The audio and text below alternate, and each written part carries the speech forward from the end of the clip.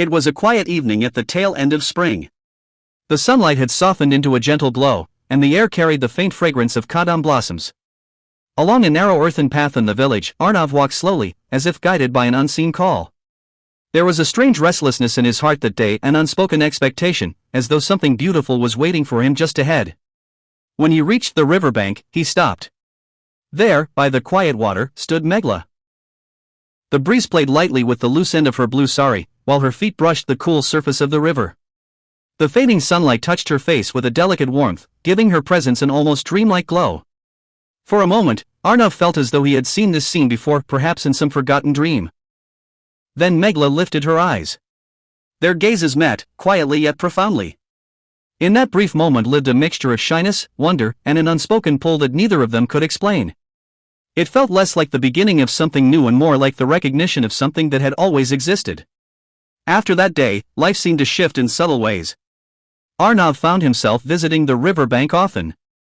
Sometimes he carried a book, sometimes he simply sat watching the drifting clouds. Meghla, too, began to appear there more often. Their conversations were few, almost fragile, yet their silence spoke volumes. There are moments when words only weaken what the heart already understands. One afternoon, the sky darkened without warning. Soon a heavy rain poured down, drumming softly upon the earth. Seeking shelter, the two of them stood beneath an old wooden shade near the river. The rain fell steadily around them. Breaking the silence, Arnav spoke in a quiet voice.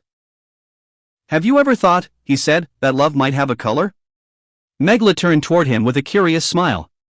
"A color? How could love possibly have one?" Arnav looked out at the rain before answering. "Sometimes love is red," he said softly, "when the heart beats too fast to stay calm. Sometimes it is blue, when waiting becomes deeper than words. And sometimes it is white, when affection becomes pure and selfless." Meghla remained silent for a moment. The rain seemed to wrap the world in a gentle hush. Then she spoke, almost like a whisper. "Then perhaps my love has all those colors together." Arnav looked at her, and something inside him grew still and peaceful. In that instant, the world felt smaller, quieter, just two souls standing beneath the sound of rain. When the rain finally stopped, a rainbow appeared across the evening sky.